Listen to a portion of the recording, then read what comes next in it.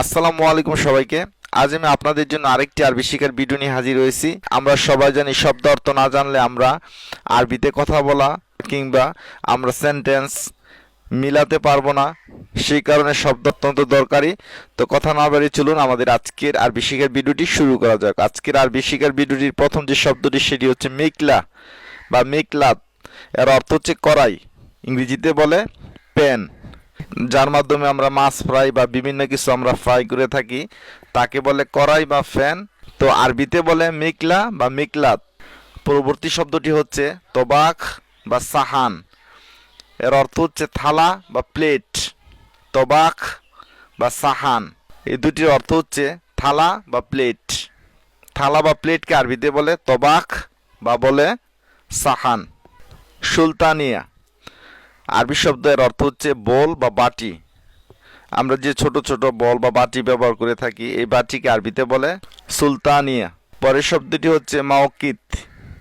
এর অর্থ হচ্ছে স্টোভ।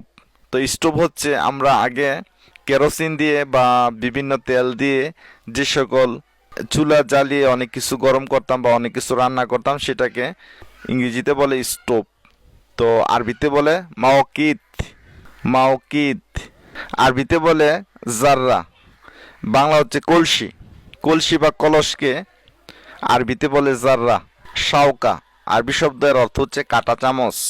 কাঁটা চামচকে আরবিতে বলে শাওকা।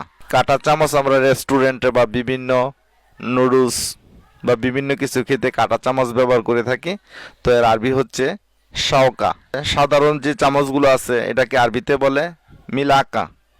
মিল আকা অর্থ হচ্ছে চামচ বা ইংরেজিতে বলি স্পুন। আরবি শব্দ তান্নুর বা ফুরন। এর অর্থ হচ্ছে চুলা, ইংরেজিতে বলে ওভেন। চুলা বা ওভেনকে আরবিতে বলে তান্নুর বা ফুরন। কাস বা ফিনজান, অর্থ হচ্ছে কাপ বা পেয়ালা। বিশেষ করে চায়ের পেয়ালাকে আরবিতে বলে ফিনজান। বিশেষ করে গ্লাস বা কাপ জাতীয় কিছুকে কাস। আর ফিনজান অর্থ হচ্ছে পেয়ালা বা চায়ের পেয়ালা। আরবিতে আমরা এই সিম্পল শব্দটি প্রায় ব্যবহার করে থাকি বা সবসময় ব্যবহার করে থাকি। মুশকিল বা মুশকিলা, ফি মুশকিল বা মাফি মুশকিলা, ইনতেশ মুশকিলা। তো সেন্টেন্স ব্যবহার করতে আমরা মুশকিল বা মুশকিলা শব্দটি অনেক ক্ষেত্রে ব্যবহার করে থাকি। তো এর অর্থ হচ্ছে কঠিন, জটিল, শক্ত বা কষ্টদায়ক, সমস্যা বা অসুবিধা। এই শব্দগুলোর পরিপ্রেক্ষিতে আমরা মুশকিল বা মুশকিলা শব্দটি আরবিতে ব্যবহার করে থাকি। আমরা সাধারণত বাংলাতে বলে থাকি সিনা, বা আমরা গরু গোস্ত কিনতে গেলে বলি যে সিনার গোস্ত দিয়েন। সিনা আরবি শব্দ, এর অর্থ হচ্ছে বুক, বক্ষ বা বক্ষস্থল। তো হিফাজত আরবি শব্দের অর্থ হচ্ছে রক্ষা, সংরক্ষণ বা নিরাপদে রাখা। বিভিন্ন ক্ষেত্রে আমরা হিফাজত শব্দটি ব্যবহার করে থাকি। বখিল, বখিল বুখল মানে হচ্ছে কৃপণতা, আর বখিল মানে হচ্ছে কৃপণ। মাইজার বা কৃপণ, যারা সহজে অনেক কিছু খরচ করতে চায় না তাদেরকে আমরা সাধারণত কৃপণ বলি বা কিপটা বলি, ইংরেজিতে মাইজার। তো আরবিতে বলি বখিল। আমাদের সবারই মৃত্যু অনিবার্য। তো মৃত্যুকে আরবিতে বলে মৌত। মৌত আরবি শব্দের অর্থ হচ্ছে মৃত্যু, বিনাশ বা লয়, এই জাতীয় অর্থে মৌত শব্দটি ব্যবহার করা হয়ে থাকে। মাল আরবি শব্দ, বাংলাতে বলে ধন, সম্পদ। এক কথায় যাবতীয় মূল্যবান জিনিসকে আরবিতে বলে মাল। মিসকিন, হুয়া মিসকিন, সে একজন মিসকিন। তো মিসকিন আরবি শব্দ, এর বাংলাতে আমরা বলতে পারি দরিদ্র বা গরিব বা নিঃস্ব। এই জাতীয় লোককে আমরা আরবিতে বলে থাকি মিসকিন। ইলেম বা ইলম, এর অর্থ হচ্ছে, শাব্দিক অর্থ হচ্ছে জ্ঞান বা বিদ্যা। আখির, আখির বা আখের অর্থ হচ্ছে শেষ বা সমাপ্ত বা অন্ত। যাই বলি না কেন, তো আরবিতে আমরা বলে থাকি আখির বা আখের। ইয়ামুল আখির বা ইয়ামুল আখের অর্থ হচ্ছে শেষ দিন। ইয়ামুল মানে হচ্ছে দিন, আখির বা আখের মানে হচ্ছে শেষ বা সমাপ্ত। হিসান, হিসান, হিসান মানে হচ্ছে ঘোড়া। হিসান মানে হচ্ছে ঘোড়া। ফারাস, ফারাস বা ফারসু এটা দ্বারা অস্বা। কালিল বা গালিল দোনোভাবে বলে থাকে, এর অর্থ হচ্ছে অল্প বা অল্প সংখ্যক। কিছু পরিমাণ বা অল্প সংখ্যক বা অল্প পরিমাণকে আরবিতে বলে কালিল বা গালিল। ইস্তিকবাল আরবি শব্দের অর্থ হচ্ছে অভ্যর্থনা বা রিসিপশন। রিসিপশন বা অভ্যর্থনাকে আরবিতে বলে ইস্তিকবাল। হারিস আরবি শব্দের অর্থ হচ্ছে পাহারাদার, প্রহরী বা গার্ড।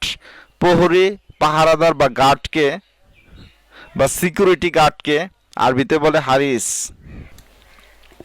সাহি বা সাহিহুন অর্থ হচ্ছে নির্ভুল বা কারেক্ট। কোনো কিছু নির্ভুল, ভুল নেই, কারেক্ট, তো আরবিতে বলে সাহি বা সাহিহুন। মাসুম মানে হচ্ছে নিষ্পাপ। মাসুম মানে হচ্ছে নিষ্পাপ। মাসুম আরবি শব্দ, বাংলা হচ্ছে নিষ্পাপ। খাফিফ আরবি শব্দের অর্থ হচ্ছে মৃদু, সংক্ষিপ্ত বা খাটো করা বা ছোট করা বা শর্ট করা, এরূপ অর্থে আরবিতে ব্যবহার করা হয় খাফিফ। তুরাব বা তুরাবুন অর্থ হচ্ছে মাটি। মাটিকে আরবিতে বলে তুরাব। মেন্দিল অর্থ হচ্ছে রোমাল। টিস্যু জাতীয় পেপারকেও আরবিতে বলা হয় মেন্দিল। ওজন বা ওজনুন অর্থ হচ্ছে মাপ। আর মিজান আরবি শব্দের অর্থ হচ্ছে দাড়িপাল্লা। দাড়িপাল্লাকে আরবিতে বলে মিজান। সেহরুন অর্থ হচ্ছে ম্যাজিক বা জাদু। ম্যাজিক বা জাদুকে আরবিতে বলে সেহরুন। সেহরুন। হামি আরবি শব্দের অর্থ হচ্ছে রক্ষক। ইংরেজিতে বলে প্রোটেক্টর। প্রোটেক্টর বা রক্ষককে আরবিতে বলে হামি। ইয়া মানে হচ্ছে হ্যালো বা হে। আমরা অনেক সময় বলে থাকি এই যে বা হ্যালো, তো আরবিতে বলবো ইয়া। তাল মানে হচ্ছে আসো। তাল আসো। হাল আরবি শব্দের অর্থ হচ্ছে অবস্থা। সিচুয়েশন বা অবস্থাকে আরবিতে বলে হাল। ফি অনেক সময় ব্যবহৃত হয় ভিতরে বা ইনসাইড, অনেক সময় ব্যবহৃত হয় আছে। শুক্রান অর্থ হচ্ছে ধন্যবাদ। নাম বা আইওয়া এর অর্থ হচ্ছে হা বা ইয়েস। কেফ বা কাইফা অর্থ হচ্ছে কেমন বা কিভাবে। আমরা অনেক সময় বলি কেফ বা কাইফা, দোনোটার অর্থ হচ্ছে কেমন বা কিভাবে। বারিদ। বারিদ অর্থ হচ্ছে পোস্ট অফিস বা ডাকঘর। আবার অন্য একটি বারিদ শব্দ আছে আরবিতে বারিদ, সেটা অর্থ হচ্ছে, ওইটার অর্থ হচ্ছে ঠান্ডা বা কুল্ট। আল হাতেব বা হাতিফ অর্থ হচ্ছে টেলিফোন। টেলিফোনকে আরবিতে বলে হাতিফ। রাকাম বা রকম অর্থ হচ্ছে নম্বর। কেউ রাকাম বলে, কেউ রকম বলে, দোনোটির অর্থ হচ্ছে নম্বর বা ইংরেজিতে বলে নাম্বার। এস্তাবগি অর্থ হচ্ছে কি চান। এস্তাবগি ইনতা আপনি কি চান। সম্মানিত ভিউয়ার্স, আজকের মতো ভিডিওটি এখানেই শেষ করছি।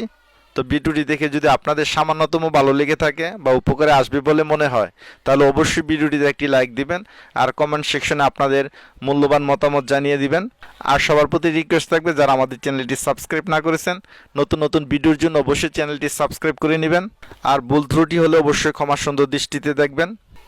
আর চাইলে গঠনমূলক কমেন্ট করেও আপনাদের মূল্যবান উত্তর জানিয়ে দিতে পারেন, সবার উপকারে আসবে। তো সকলে ভালো থাকবেন, সুস্থ থাকবেন, এই প্রত্যাশা ব্যক্ত করে আজকের মতো বিদায় নিচ্ছি। আসসালামু আলাইকুম।